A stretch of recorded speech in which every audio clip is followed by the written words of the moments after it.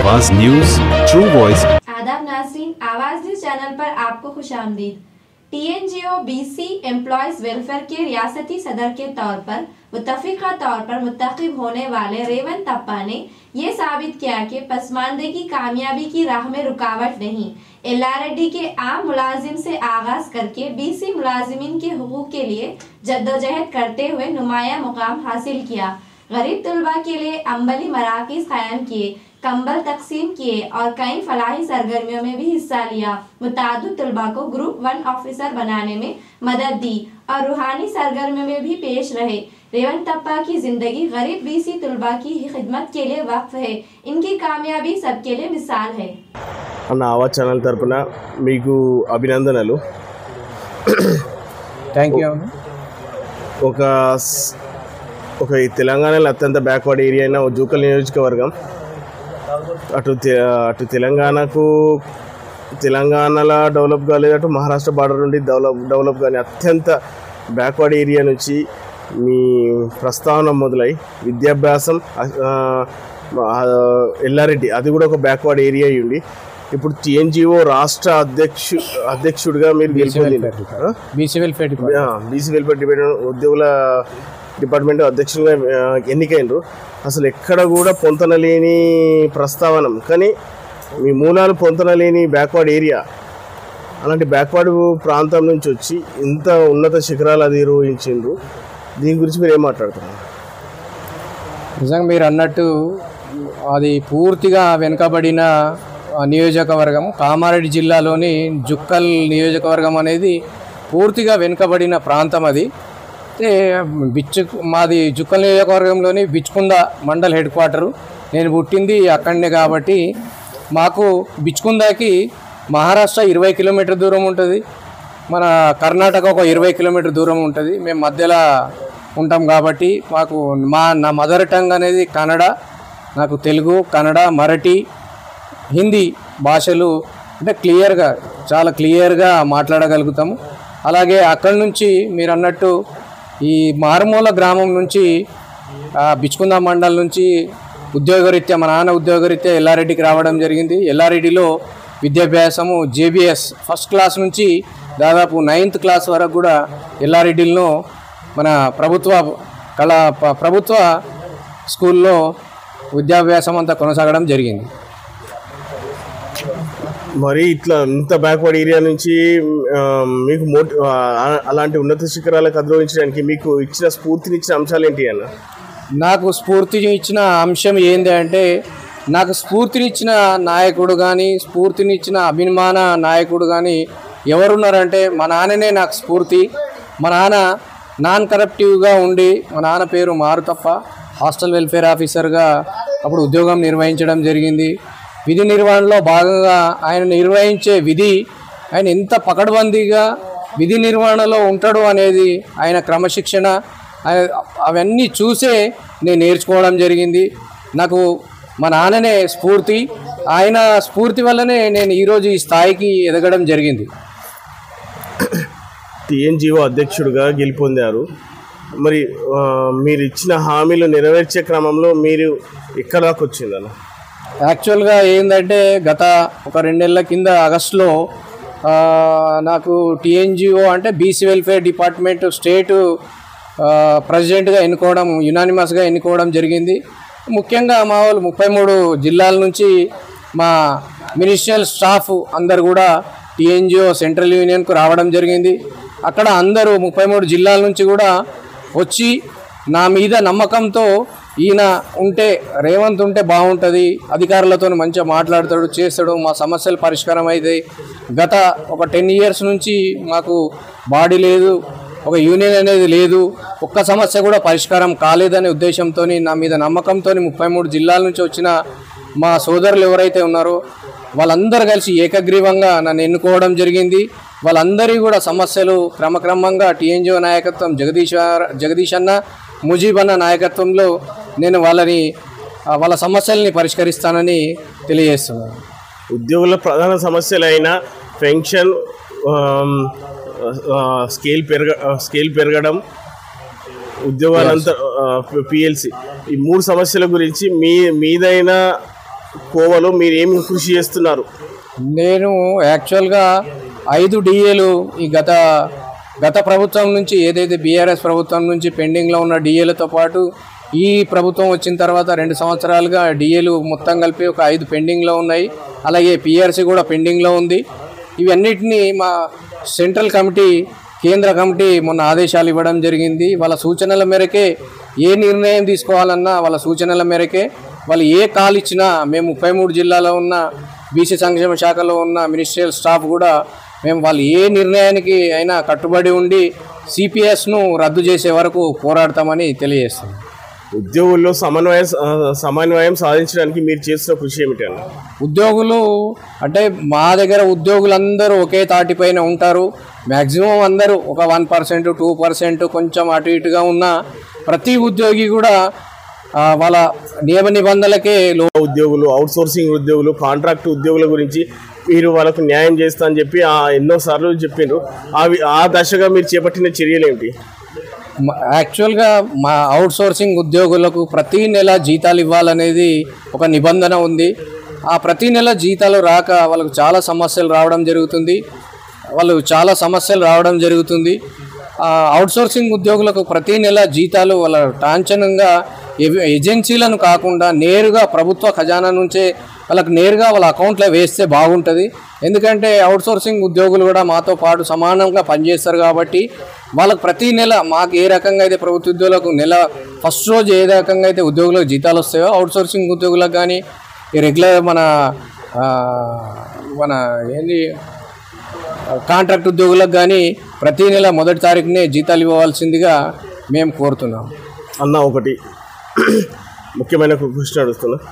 మీ వ్యక్తిగత జీవితం, వృత్తి జీవితము, మీ ఫ్యాషన్ ఏందో సమాజానికి సేవ చేయాలి, సమాజానికి అభ్యుదయం సాధించాలి, గరీబ్ గాలకు హెల్ప్ చేయాలి, బీద విద్యార్థులను ఆదుకోవాలని అనుకుంటారు. ఇది మీ ఫ్యాషన్.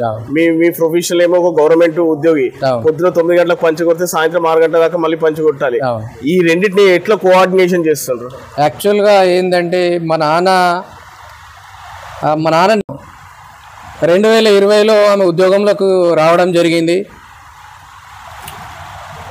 2000 అయితే ఆమె వచ్చిన తర్వాత నాకు అరే ఏంటి అనేది, ఆ అమ్మాయి వచ్చిన తర్వాత ఏంట్రా ఏం చేసుకున్నావు, ఏం చదువుకున్నావు బేటా అంటే నేను డబుల్ పీజీ చేశాను సార్. డబుల్ పీజీ చేస్తే మరి ఏంద్రా ఈ చిన్న ఉద్యోగం.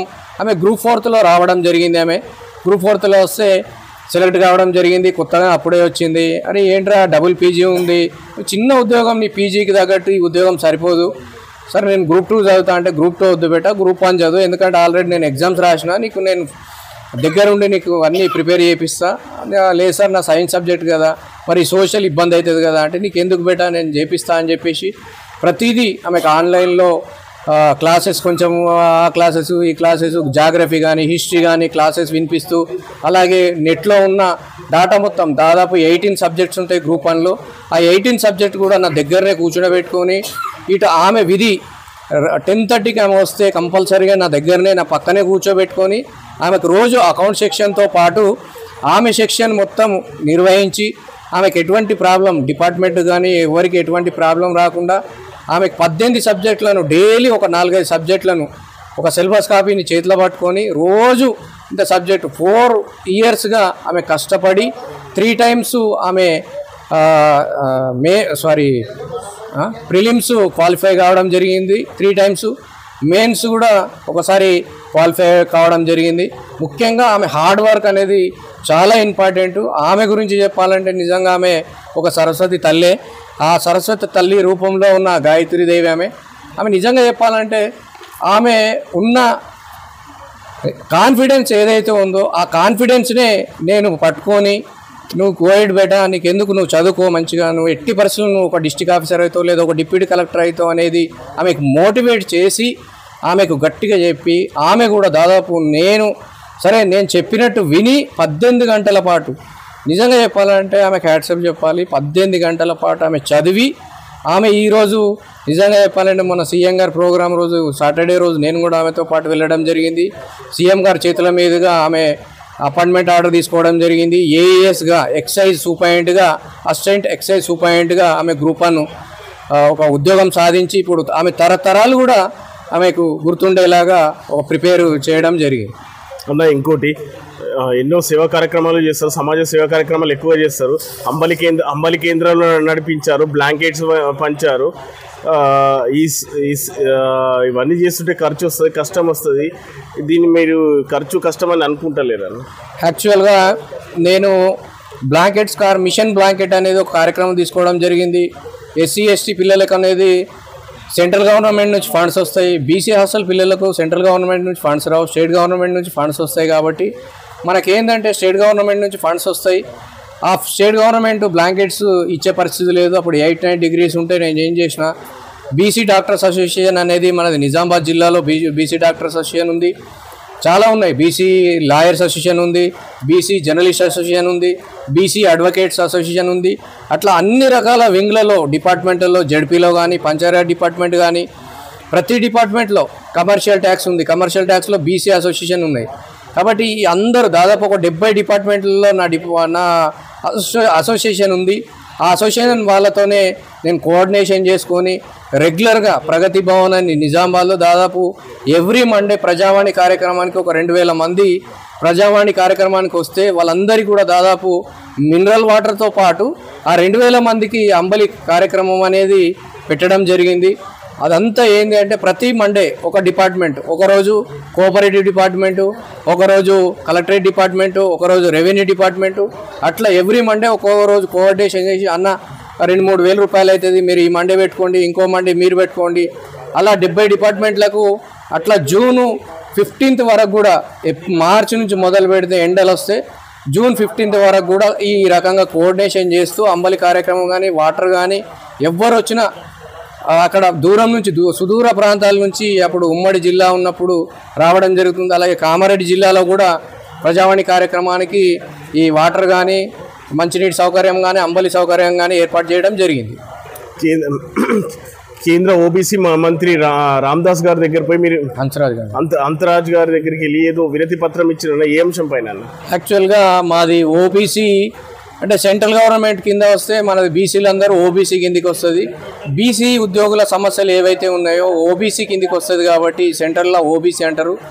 మాకు బీసీ ఉద్యోగస్తులకు ఏమేమి సమస్యలు ఉన్నాయి, ఎస్సీల మాదిరిగా బీసీలో కూడా కొన్ని సమస్యలు ఉన్నాయి. కాబట్టి ఆ సమస్యలన్నింటినీ మేము యాక్చువల్గా ఢిల్లీకి కూడా ఇప్పటికి ఒక 4-5 సార్లు వెళ్ళడం జరిగింది, ముంబై కూడా వెళ్ళడం జరిగింది.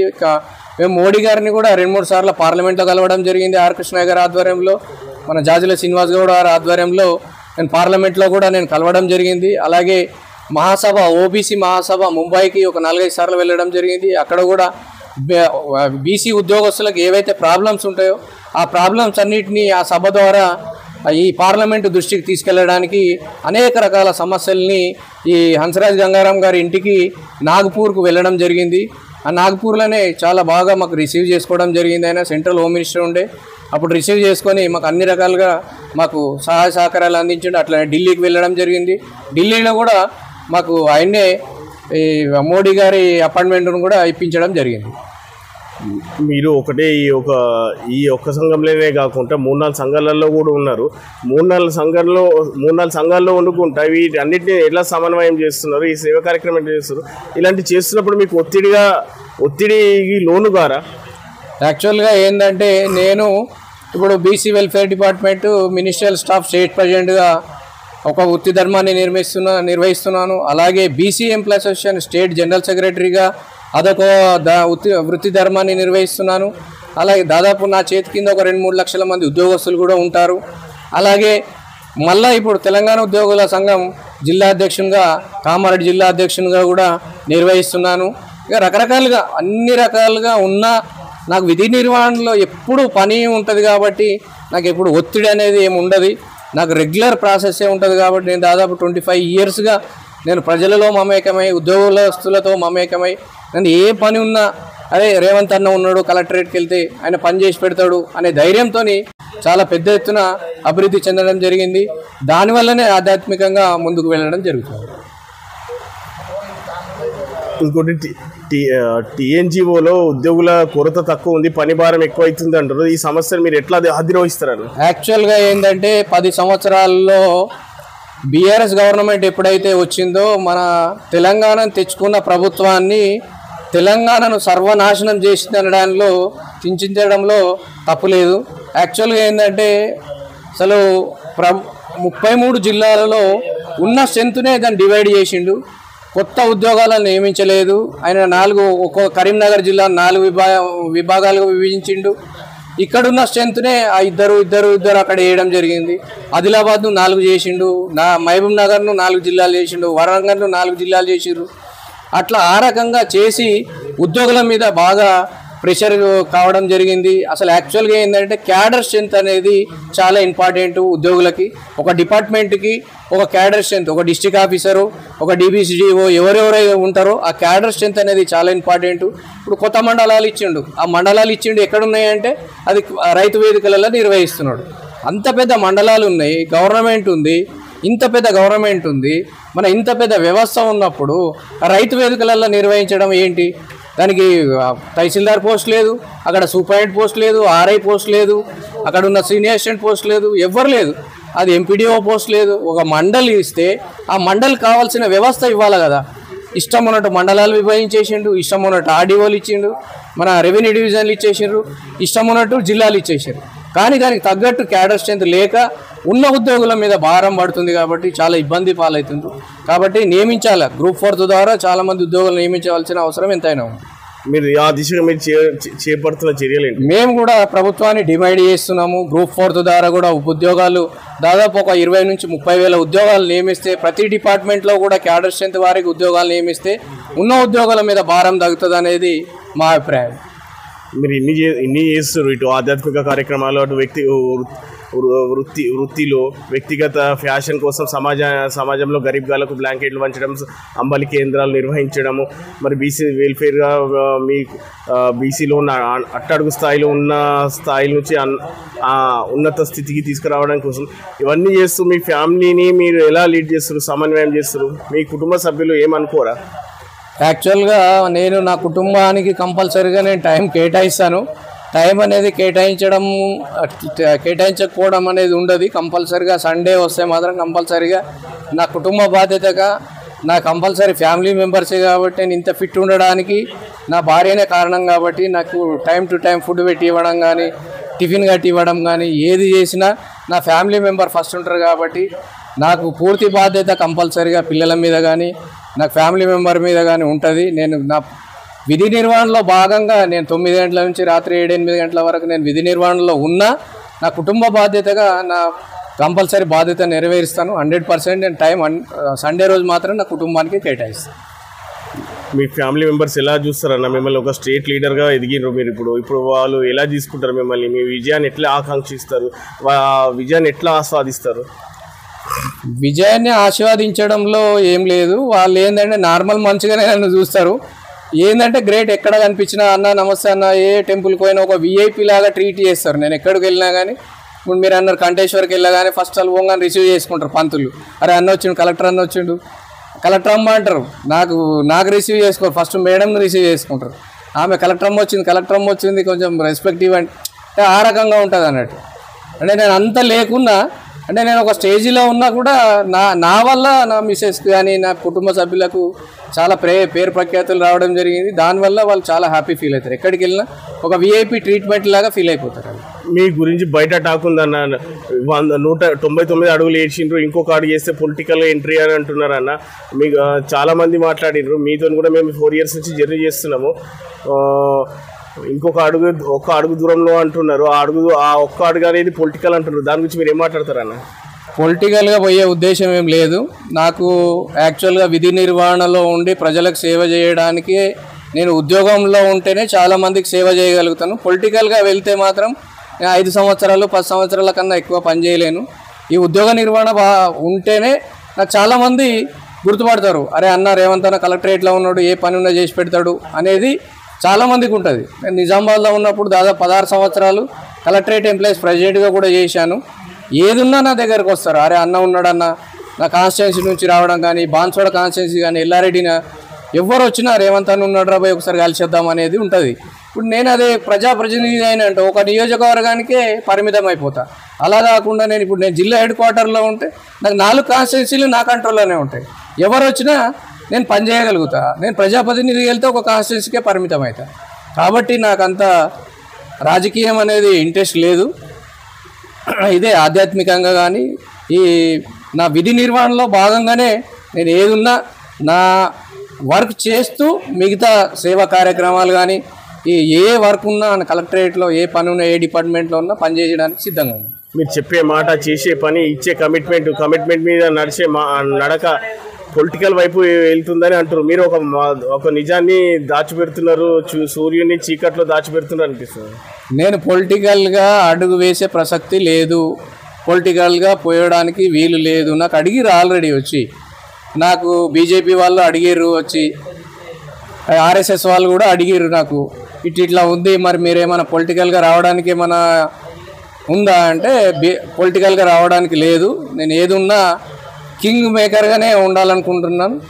కింగ్లా ఉండాలి. పొలిటికల్ కింగ్ మేకర్ కాదండి. ఏదున్నా మనం అందరితో కోఆర్డినేషన్ చేయాలి. బీజేపీ కానీ, టీఆర్ఎస్ కానీ, కాంగ్రెస్ కానీ, ఏదున్నా మా ఫ్రెండ్స్ బీఆర్ఎస్లో ఉన్నారు, కాంగ్రెస్లో ఉన్నారు, బీజేపీలో ఉన్నారు, ఆర్ఎస్ఎస్లో ఉన్నారు. నేను ఆర్ఎస్ఎస్ బ్యాక్గ్రౌండ్ నుంచి రావడం జరిగింది. కాబట్టి నేను పొలిటికల్గా మాత్రం రావడానికి నాకు అంత ఇంట్రెస్ట్ లేదు.